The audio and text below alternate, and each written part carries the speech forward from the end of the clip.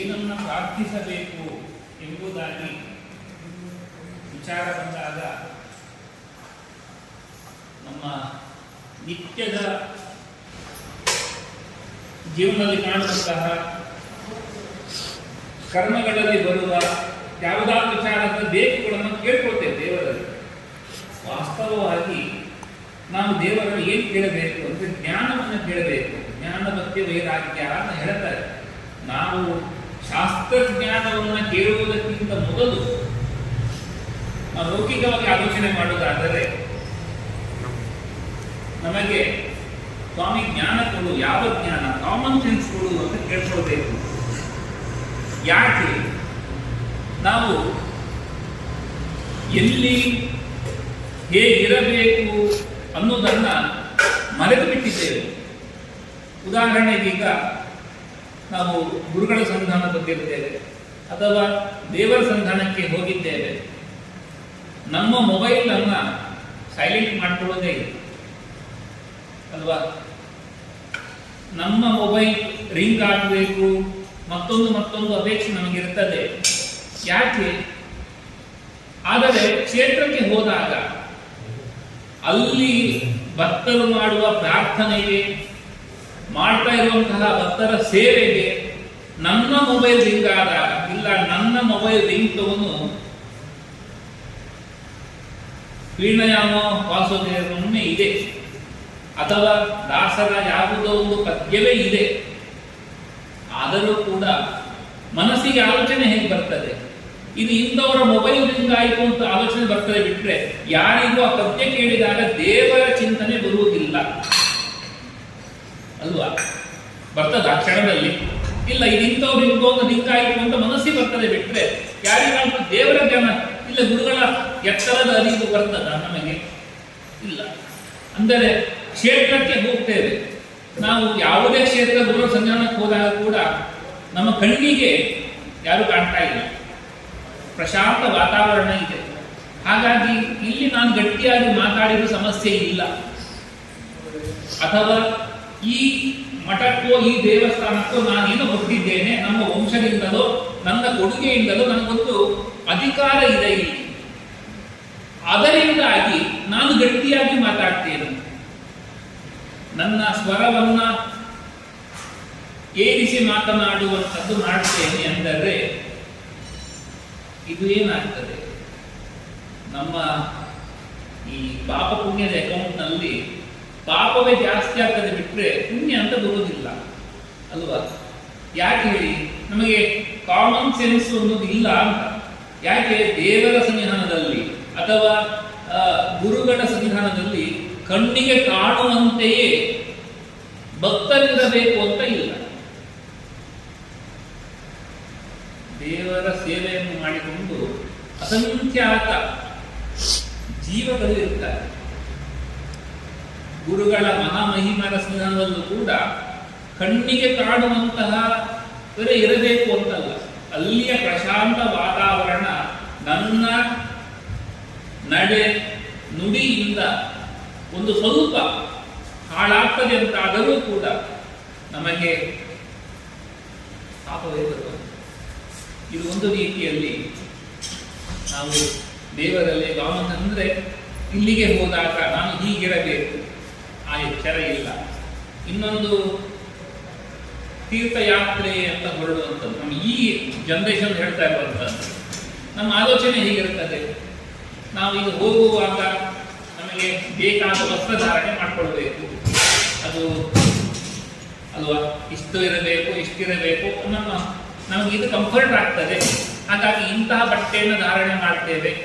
ಅಥವಾ ರಾತ್ರಿಯ ವಸ್ತ್ರವನ್ನು ಧಾರಣೆ ಮಾಡಿಕೊಂಡು ನಮ್ಗೆ ಕಂಫರ್ಟ್ ಇರ್ತದೆ. ಅದು ಹರಿದ ಬಟ್ಟೆಯನ್ನು ಧಾರಣೆ ಮಾಡುವಂಥದ್ದು ಯಾವುದೋ ಮಾಡಿಕೊಂಡು ಹೋಗ್ತೇವೆ. ಹೋಗಿ ಕ್ಷೇತ್ರದಲ್ಲಿ ಒಂದು ರೂಮ್ ವ್ಯವಸ್ಥೆ ಮಾಡಿಕೊಂಡಿರ್ತೇವೆ. ಮೊದಲೇ ನಮ್ಮ ಪ್ರತಿಷ್ಠೆಯ ಪ್ರತಿ ನಮಗೆ AC ರೂಮೇ ಆಗಿರಬೇಕು. AC ರೂಮ್ ಸಿಕ್ಕರೆ ಮಾತ್ರ ನಾವು ತೀರ್ಥಕ್ಷೇತ್ರ ಯಾತ್ರೆ ಹೋಗ್ತೇವೆ, ಇಲ್ಲ ಅಂದ್ರೆ ಯಾವ ಯಾತ್ರೆ ಹೋಗುವುದಿಲ್ಲ. ನಾವು ಇದೆಲ್ಲ ಚೌಕಟ್ಟನ್ನು ಹಾಕೊಂಡಿದ್ದೇವೆ. ಅಲ್ಲಿಗೆ ಹೋಗಿ ಅಲ್ಲಿ ನಮ್ಮ ಬಟ್ಟೆಯನ್ನು ಬದಲಾಯಿಸಿಕೊಂಡು ದೇವಸ್ಥಾನದಲ್ಲೂ ದೂರಸಂಚಾರದಲ್ಲಿ ಸೇವೆ ಮಾಡ್ತೇವೆ. ಹೀಗೆ ಮಾಡಿದರೆ ನಮ್ಮ ಸೇವೆ ಆಯಿತು ಎಂಬುವ ವಿಚಾರಧಾರೆ ನಮ್ಮದಾಗಿರುತ್ತದೆ. ಆದರೆ ನಮ್ಮ ಪ್ರಾಚೀನರೊಂದು ಮಾರ್ಗವನ್ನು ಹಾಕಿಕೊಟ್ಟಿದ್ದಾರೆ. ತೀರ್ಥಕ್ಷೇತ್ರ ಯಾತ್ರೆ ಹೊರಡುವಾಗ ಹೇಗೆ ಹೋಗಬೇಕು? ಮೊದಲಿಗೆ ನಮ್ಮ ಮನೆಯ ಹಿರಿಯರಿಗೆ ನಮಸ್ಕರಿಸಿ, ನಮ್ಮ ಕುಲದೇವರಲ್ಲಿ ಪ್ರಾರ್ಥಿಸಿ, ನಮ್ಮ ಹಿರಿಯರಿಗೆ ನಮಸ್ಕರಿಸಿ ಅವರ ಆಶೀರ್ವಾದವನ್ನು ಪಡೆದು ನಾವು ಇಂದು ಯಾತ್ರೆಗೆ ಹೊರಡ್ತಾ ಇದ್ದೇವೆ. ಹೋಗಿ ಅಲ್ಲಿ ಮಾಡುವ ಸತ್ಕರ್ಮಾಚರಣೆಗಳೆಲ್ಲವೂ ಕೂಡ ಫಲಪ್ರದ ಆಗಬೇಕು ಎಂಬುದಾಗಿ ಪ್ರಾರ್ಥಿಸಿ ಹೊರಡಬೇಕು. ಹೊರಟಾಗಲೇ ತೀರ್ಥಕ್ಷೇತ್ರ ಯಾತ್ರೆ ಆರಂಭ. ಯಾವ ಕ್ಷೇತ್ರಕ್ಕೆ ಹೋಗಿ ಇಲ್ಲ ದಾರಿಯಲ್ಲಿ ಹೋಗುವಾಗ ಇಂತಹ ಹೋಟೆಲ್ನಲ್ಲಿ ಇಂತಹ ಪದಾರ್ಥ ತುಂಬ ರುಚಿ ಇರ್ತದೆ ಅಂತ ನಮ್ಮ ಮಿತ್ರ ಸಮೂಹದಲ್ಲಿ ಹೇಳಿ ಕೇಳಿದ್ದೇವೆ, ಅವಕಾಶ ಸಿಕ್ಕಿದೆ ಈಗ ಅಂತ ಅಲ್ಲಿಗೆ ಪ್ರವೇಶ ಮಾಡಿ ಆಹಾರ ಸ್ವೀಕಾರ ಮಾಡಿ ಹೋಗ್ತೇವೆ. ಇಲ್ಲ ಟಿವಿ ನೋಡುವಾಗ ನೋಡಿ ಬೇಜಾರಾಗಿದೆ, ಅಲ್ಲ ಲೇಸು ಕುರ್ಕುರೆ ತಿಂಗಿಲ್ಲ ಅಂದ್ರೆ ಆ ಕಂಪನಿಗಳಿಗೆ ಲಾಭ ಆಗೋದು ಹೇಗೆ, ಹಾಗಾಗಿ ಈ ಸಂದರ್ಭದಾಗ ಒಂದಷ್ಟು ತಿಂದುಕೊಂಡು ನಾವು ಹೋಗ್ತೇವೆ ಎಂಬುವ ವಿಚಾರಧಾರೆ ನಮ್ಮದಾಗಿದ್ದಾಗ ತೀರ್ಥಕ್ಷೇತ್ರ ಯಾತ್ರೆಯ ಫಲ ಹೇಗೆ ಸಿಗ್ತದೆ? ಹೋಗಿ ಪುನಃ ವಾಪಸ್ಸು ಬಂದು ನಮ್ಮ ಹಿರಿಯರ ಮೂಲಕ ನಮ್ಮ ದೇವರಿಗೆ ಸಮರ್ಪಣೆ ಮಾಡಿದಾಗಲೇ ತೀರ್ಥಕ್ಷೇತ್ರ ಯಾತ್ರೆ ಸಂಪೂರ್ಣವಾಗುವಂಥದ್ದು.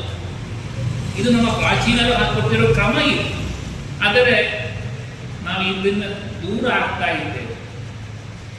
ಇಲ್ಲ, ನಮ್ಮ ವಿಚಾರಧಾರೆ ಹೇಗಿರುತ್ತದೆ ಅಂದರೆ ಮನೆಯಿಂದ ಹೊರಡುವಾಗ ನಾವು ಹೊರಗಿನ ಪದಾರ್ಥ ಸ್ವೀಕಾರ ಮಾಡುವುದಿಲ್ಲ, ಮನೆಯಲ್ಲಿ ಕಟ್ಟಿಕೊಂಡು ಹೋಗ್ತೇವೆ, ಕವರ್ನಲ್ಲಿ ಹಾಕಿಕೊಂಡು ಹೋಗುವುದು ಏನೋ ಮಾಡ್ತೇವೆ. ಸರಿ, ಮಾಡಿದ್ದು ತಿಂದ ಮೇಲೆ ಅದು ನಮಗೆ ಕಸ ಆಯಿತು. ತಿನ್ನುವ ಮೊದಲು ನಮಗೆ ಪವಿತ್ರವಾಗಿತ್ತು, ತಿಂದ ಮೇಲೆ ಉಳಿದದ್ದು ಕಸವಾಯಿತು. ಅದು ನಮಗೆ ಶುದ್ಧವಾಗಬೇಕು, ತೆಗೆದು ಬಿಸಾಕ್ತೇವೆ. ಆಹಾರ ಪದಾರ್ಥ ಇರುವಂತೆಯೇ ಅದನ್ನ ಎಲ್ಲೋ ಒಂದು ಕಡೆ ಬಿಸಾಕ್ತೇವೆ. ನಮ್ಮ ಕಾರು ಅಥವಾ ನಮ್ಮ ವಾಹನ ಇದು ಶುದ್ಧವಾಗಬೇಕು, ಇಷ್ಟೇ ನಮ್ಮ ತಲೆ ಇರಲಿ. ಏನಾಯಿತು? ಪರಿಸರ ಅನ್ನುವಂಥದ್ದು ದೇವರ ಸಂವಿಧಾನ, ದೇವರಿಗೆ ಪರಿಸರ ಅಂತಲೂ ಹೆಸರಿದೆ. ಅವನ ಸಂವಿಧಾನವನ್ನ ಈ ರೀತಿಯಾಗಿ ಕೊಳಕು ಮಾಡ್ತೇವೆ. ಪ್ಲಾಸ್ಟಿಕ್ ಅನ್ನ ನಾವು ಈ ಪದಾರ್ಥವನ್ನು ಎಲ್ಲೋ ಎಸೆಯುವ ಮೂಲಕ ಅದನ್ನ ಕಲುಷಿತಗೊಳಿಸ್ತೇವೆ. ಅಷ್ಟೇ ಅಲ್ಲ, ನಾವು ಎಸೆದ ಈ ಪದಾರ್ಥದ ಆಸೆಯಿಂದ ನಮ್ಮ ತಾಯಿ ಗೋಮಾತೆ ಅವಳು ತಿಂತಾಳೆ. ಪ್ಲಾಸ್ಟಿಕ್ ಸಹಿತವಾಗಿ ಅವಳ ಉದರವನ್ನು ಸೇರಿದಾಗ ಅವಳು ಅನುಭವಿಸಿದ ನೋವಿಗೆ ಕಾರಣ ಯಾರಾದದ್ದು? ಅಂದರೆ ಇದೆಲ್ಲವೂ ಕೂಡ ಯಾತ್ರೆಗೆ ಹೊರಟು ನಾವು ಪುಣ್ಯವನ್ನು ಸಂಪಾದನೆ ಮಾಡುವಂಥದ್ದು. ಅದಕ್ಕಿಂತ ಮನೆಯಲ್ಲೇ ಇದ್ದು ಪ್ರದಕ್ಷಿಣೆ ನಮಸ್ಕಾರ ಮಾಡಿದರೆ ಜಾಸ್ತಿ ಫಲ ನಮಗೆ ಸಿಗ್ತದೆ, ಯಾವಾಗ ನಮಗೆ ಎಚ್ಚರ ಇಲ್ಲ ಅಂತಾದಾಗ. ಹಾಗಾಗಿ ಇದೆಲ್ಲವೂ ಒಂದೊಂದು ವಿಚಾರವು ನಾವೀಗ ಸಮಾಜದಲ್ಲಿ, ಕುಟುಂಬದಲ್ಲಿ ನಮ್ಮ ಸ್ಥಾನ ತಂದೆಯಾಗಿ, ತಾಯಿಯಾಗಿ, ಅಣ್ಣನಾಗಿ, ತಮ್ಮನಾಗಿ, ಅಕ್ಕನಾಗಿ, ತಂಗಿಯಾಗಿ, ಸೊಸೆಯಾಗಿ, ಮಗಳಾಗಿ ಇತ್ಯಾದಿ ಸಂಬಂಧ ಇದೆ ನಮಗೆ. ಈ ಸಂಬಂಧವನ್ನು ಸರಿಯಾಗಿ ಪಾಲನೆ ಮಾಡುವುದು ಎಚ್ಚರ ಬೇಕು. ಇದು ಜ್ಞಾನ. ಯಾವುದು? Common sense.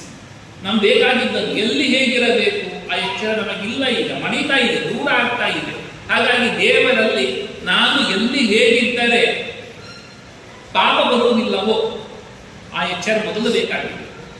ನನ್ನ ನಡೆನುಡಿ, ನನ್ನ ವಿಚಾರಧಾರೆಗಳು ಇವೆಲ್ಲವೂ ಕೂಡ ನಮ್ಮಲ್ಲಿ ಮತ್ತೆ ಮತ್ತೆ ಮತ್ತೆ ಗಟ್ಟಿಯಾಗಬೇಕು.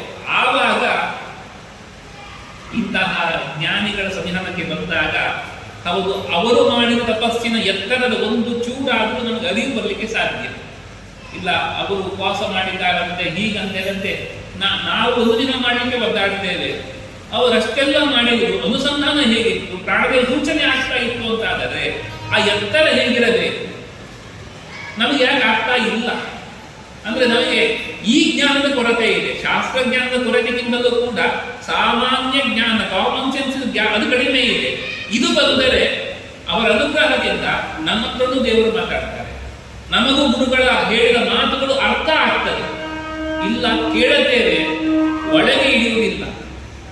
ಇಲ್ಲಿ ಕೇಳಿದ್ದು ಇಲ್ಲಿ ಹೋಗಿ ಬಿಡುತ್ತದೆ, ಅದು ಇಲ್ಲಿ ಕೇಳಬೇಕು, ಒಳಗೆ ಇಳಿಯಬೇಕು. ಇಲ್ಲಿ ಶುದ್ಧಿ ಆಗಬೇಕು, ಇಲ್ಲಿ ಎಚ್ಚರ ಬರಬೇಕು. ಇಲ್ಲಿ ಎಚ್ಚರ ಬಂದಾಗ ನಾನು ಮಾಡುವ ಆಚರಣೆ ಅದು ಫಲಪ್ರದವಾಗ್ತದೆ. ಅರ್ಥಾನುಸಂಧಾನ ಮೂಡುವುದು ಹೇಗೆ? ದಾಸರಾಯರು ಎಲ್ಲವನ್ನು ಬಿಡಿಸಿ ಬಿಡಿಸಿ ಬಿಡಿಸಿ ಕೊಟ್ಟಿದ್ದಾರೆ. ಈ ರೂಪ ಚಿಂತನೆ ಮಾಡಬೇಕು, ಈ ರೂಪ ಚಿಂತನೆ ಮಾಡಬೇಕು. ನಮಗೆ ಎಷ್ಟು ಚಿಂತನೆ ಬರುತ್ತದೆ? ವಸುದೇವ ಕೃಷ್ಣನನ್ನ ಹಿಡಿದುಕೊಂಡು ನಂದಗೋಪನ ಗೃಹಕ್ಕೆ ಹೊರಟ. ವಾದಿರಾಜರು ಇದನ್ನ ಒಂದು ವಿಚಾರ ಹೇಳ್ತಾರೆ. ಕರಸ್ಯ ದೇವಸ್ಯ ಕುತೂಹಲಾಯ ರುಕ್ಮಿಣೀಶ ವಿಜಯದಲ್ಲಿ ಬರುವ ವಿಚಾರ ಇದೆ. ದೇವರನ್ನ ಕೈಯಲ್ಲಿ ಹಿಡಿದುಕೊಂಡಂತ ವಸುದೇವನಿಗೆ ಇದ್ದಂತಹ ಬಂಧನಗಳೆಲ್ಲವೂ ಬಿಡುಗಡೆ ಆಯಿತು. ಅಷ್ಟು ದಿನ ಸರವಳಿಯ ಬಂಧನ ಇತ್ತು. ಭದ್ರವಾದ ಆ ಬಾಗಿಲು ಬೀಗದಿಂದ ಬಂಧಿತವಾಗಿತ್ತು. ಕಂಸನ ಭಟರು ಕಾಯ್ತಾ ಇದ್ರು, ಯಾವಾಗ ದೇವರಿಗೆ ಹಳಿದಾಳೆ ನಮ್ಮ ಒಡೆಯನಿಗೆ ರಿಪೋರ್ಟ್ ಕೊಡಬೇಕು ಅಂತ ಕಾಯ್ತಾ ಇದ್ರು. ಸರಪಳಿ ಕಳಚಿಕೊಂಡಿದೆ, ಬಾಗಿಲು ತೆರೆದುಕೊಂಡಿದೆ. ಕಂಸನ ಭಟರಿಗೆ ಗಾಢ ನಿದ್ರೆ. ಮುಂದೆ ಹೋದಾಗ ತುಂಬಿ ಹರಿಯುವ ಯಮನೆ, ಆ ಯಮನೆ ಕೂಡ ದಾರಿ ಬಿಟ್ಟುಕೊಟ್ಟಿದ್ದಾಳೆ. ನಂದಗೋಪನ ಗೃಹಕ್ಕೆ ವಸುದೇವ ಹೋಗಿದ್ದಾನೆ. ಇಟ್ಟು ಕೃಷ್ಣನನ್ನ ಇಟ್ಟು ಅಲ್ಲಿದ್ದಂತ ಹೆಣ್ಣು ಕೂಸನ್ನು ಹಿಡಿದುಕೊಂಡು ಬಂದಿದ್ದಾನೆ. ಇದೆಲ್ಲ ನೋಡಿ ರಾಜರು ಹೇಳ್ತಾರೆ, ಇಷ್ಟು ದಿನ ಬಂಧನ ಇತ್ತು, ಬಂಧನ ಇವ ಹೇಗೆ ಹೋಯಿತು ಅಂದ್ರೆ ಕರಸ್ಥ ದೇವತೆ ಕುತೂಹಲರಾಯ. ವಸುದೇವರ ಕೈಯಲ್ಲಿ ಕೃಷ್ಣ ಪರಮಾತ್ಮ ಇದ್ದ, ಹಾಗಾಗಿ ಅವನ ಬಂಧಗಳು ಹೇಗೆ ಸಾಧ್ಯ? ಎಲ್ಲ ಬಿಡುಗಡೆ ಆಯಿತು. ನಾವೆಲ್ಲ ಸಂಕೋಲೆಗಳನ್ನು ಹಾಕೊಂಡಿದ್ದೇವೆ, ನಮ್ಮ ಸಂಸಾರದ್ದು, ಸಮಾಜದ್ದು, ಮತ್ತೊಂದು ಸಂಕೋಲೆಗಳನ್ನು ನಮ್ಮ ಅಭಿಮಾನದಿಂದಲೋ ಅಥವಾ ಸ್ಥಾನದ ಒಂದು ಗೌರವ ನಿಮಿತ್ತದಿಂದಲೋ ಒಟ್ಟು ಬಂಧನಗಳನ್ನು ಹಾಕೊಂಡಿದ್ದೇವೆ. ಈ ಬಂಧನಗಳಿಂದ ನಮಗೆ ಮುಕ್ತಿ ಬೇಕು. ಯಾವಾಗ ಆಗ್ತದೆ ಹೇಳಿ? ಕರಸ್ಥ ದೇವತೆ ಕುತೂಹಲರಾಯ. ಕೈಯಲ್ಲಿ ದೇವರಿದ್ದರೆ, ನಮ್ಮ ವಶವಾದರೆ, ದೇವರು ನಮ್ಮ ವಶವಾದರೆ ನಮಗೆ ಯಾವ ಬಂಧನವೂ ಇಲ್ಲ ಅಂತ. ದೇವರನ್ನ ವಶ ಮಾಡಿಕೊಳ್ಳುವುದು ಹೇಗೆ? ವಸುದೇವನ ಯೋಗ್ಯತೆ ತುಂಬಾ ದೊಡ್ಡದು. ತಪಸ್ಸು ಮಾಡಿದ್ದು ಹಿಂದೆ ದೇವರ ನಮ್ಮ ಮಗನಾಗಿ ಹುಟ್ಟಬೇಕು ಅಂತ ಕೈಯಲ್ಲಿ ಬಂದಿದ್ದ ಸರಿ. ನಾವು ದೇವರ ಮೂರ್ತಿಯನ್ನು, ಚಿತ್ರಪಟವನ್ನು ಕೈಯಲ್ಲಿ ಇಟ್ಟುಕೊಂಡರೂ ಕೂಡ ದೇವರು ಅಂತ ಇಟ್ಟರ ಎಷ್ಟು ಕ್ಷಣ ಬರ್ತದೆ. ಸಾಲಿಗ್ರಾಮ ಕೈಯಲ್ಲಿದ್ದರೂ ಕೂಡ ಇದರಲ್ಲಿ ದೇವರ ಇಂತಹ ರೂಪಗಳಿದೆ, ಇಂತಹ ರೂಪದ ಚಿಂತನೆ ಮಾಡಬೇಕು ಎಂದು ಎಚ್ಚರ ನಮಗೆ ಎಷ್ಟು ಬರ್ತದೆ? ಕೂತಿದ್ದೇವೆ, ಪೂಜೆ ಮಾಡ್ತಾ ಇದ್ದೇವೆ, ಮನಸ್ಸೆಲ್ಲೋ ಇರುತ್ತದೆ. ಹಾಗಾಗಿ ನಮ್ಮ ಕರಸ್ಥ ದೇವತೆ ಕುತೂಹಲರಾಯ ಅಂದ್ರೆ ನಮ್ಮ ವಶ ದೇವರಾಗಬೇಕು ಅಂದರೆ ಒಂದೇ ಮಾರ್ಗ ಭಕ್ತಿ. ಭಕ್ತಿಯಿಂದ ದೇವರನ್ನು ನಮ್ಮ ಕಡೆಗೆ ಸೆಳೆದುಕೊಳ್ಳಬೇಕು. ಯಾವಾಗ ನಮ್ಮ ಒಳಗೆ ದೇವರು ಬಂದು ನಿಲ್ಲುತ್ತಾರೋ, ನಮ್ಮ ವಶವಾದರೋ, ಅಂದ್ರೆ ನಮ್ಮಲ್ಲಿ ನಿಂತರೋ, ನಮ್ಮ ಜೀವನದಲ್ಲಿರೋ ಬಂಧಗಳು ಇದ್ದರೂ ಕೂಡ ಹೇಗೆ ಎಲೆಯ ಮೇಲೆ ಕುಳಿತ ನೀರು ಅಂಟುಕೊಳ್ಳುವುದಿಲ್ಲವೋ ಅದರಂತೆ ಸಂಸಾರ ಬಂಧನಲ್ಲಿ ಇದ್ದರೂ ಕೂಡ, ತಾಪತ್ರೆಗಳ ಮಧ್ಯದಲ್ಲಿ ಸಿಕ್ಕಿಬಿದ್ದರೂ ಕೂಡ ನಮಗೆ ಅದು ತೊಂದರೆಯನ್ನು ಕೊಡುವುದಿಲ್ಲ. ಯಾವಾಗ ಈ ದೇಹದ ಮೇಲೆ ಅಭಿಮಾನ ಇರ್ತದೋ ಅಲ್ಲಿಯ ತನಕ ಎಲ್ಲವೂ ಸಮಸ್ಯೆ. ಅಭಿಮಾನ ದೂರ ಆದಾಗ ಆಗುವುದು ಹೇಗೆ? ದೇವರ ಅನುಗ್ರಹ. ಅದು ಹೇಗೆ? ಭಕ್ತಿಯಿಂದ. ಭಕ್ತಿ ಅಂದರೆ ಜ್ಞಾನ, ದೇವರ ಎತ್ತರದ ಅರಿವು, ದೇವರು ನಮಗೆ ಮಾಡಿರುವ ಕಾರುಣ್ಯ. ನಾವಿವತ್ತು ಇಷ್ಟೆಲ್ಲ ನೋಡ್ತಾ ಇದ್ದೇವೆ, ಇಂಥ ಅದ್ಭುತವಾದ ಕಣ್ಣು ಕೊಟ್ಟಿದ್ದಾರೆ, ಎತ್ತದಲ್ಲಿ ಕೇಳ್ತಾ ಇದ್ದೇವೆ, ಒಳ್ಳೆ ವಿಚಾರಗಳನ್ನು ಕೇಳ್ತಾ ಇದ್ದೇವೆ, ಇಂತಹ ಕಿವಿ, ಉಸಿರಾಡುವ ಗಾಳಿ, ಈ ಮೂಗು, ಇದೆಲ್ಲ ಕೊಟ್ಟಿದ್ದು ಯಾರು? ಎಲ್ಲವೂ ಭಗವಂತ. ಶುದ್ಧವಾದ ನೀರು ಎಲ್ಲವನ್ನು ಕೊಟ್ಟಿದ್ದು ಯಾರು? ಭಗವಂತ. ಈ ಕ್ಷಣದ ಎಚ್ಚರ, ಆ ಶರಣಾಗತಿ, ಇದೇ ಭಕ್ತಿ ನಮಗೆ ಪ್ರಧಾನವಾಗಿ ಬೇಕಾದದ್ದು. ಇದಕ್ಕೆ ನಮಗೆ ಬೇಸಿಕ್ ಮೂಲಭೂತ ತಳಹದಿ ಏನಿದೆ? ಸಾಮಾನ್ಯ ಜ್ಞಾನ. ನಾನು ಹೇಗಿರಬೇಕು? ಬ್ರಾಹ್ಮಣನಾಗಿ, ಮಗನಾಗಿ ವಿಚಾರ ಹಾಗೆ, ಹಾಗೂ ಬ್ರಾಹ್ಮಣನಾಗಿ ನನಗೆ ವಿಹಿತವಾದ ಕರ್ಮಾನುಷ್ಠಾನಗಳನ್ನು ಮುಖ್ಯವಾಗಿ ಮಾಡಿಕೊಂಡು ನನ್ನ ಬೇಗುಗಳನ್ನು ಪೂರೈಸಿಕೊಳ್ಳುವಂಥ ಎಚ್ಚರ.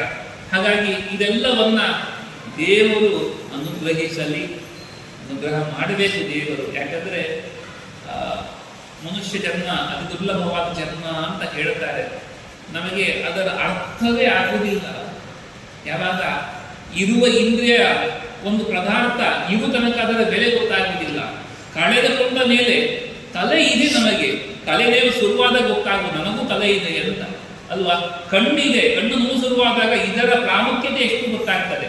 ಕೈ ಗಾಯ ಆಯಿತು, ಬಳಸ್ಲಿಕ್ಕಿಲ್ಲ, ನೋವಾಯಿತು, ಬಳಸ್ಲಿಕ್ಕಿಲ್ಲ, ಆಗ ಒದ್ದಾಡಿ ಇದು ಎಷ್ಟು ಕೆಲಸ ಮಾಡ್ತಾ ಇತ್ತು, ನಾನು ಎಷ್ಟು ಅದರಿಂದ ಪ್ರಯೋಜನ ಪಡಿತಾ ಇದ್ದೆ ಅಂತ ಎಚ್ಚರ ಆವಾಗ ಬರ್ತದೆ.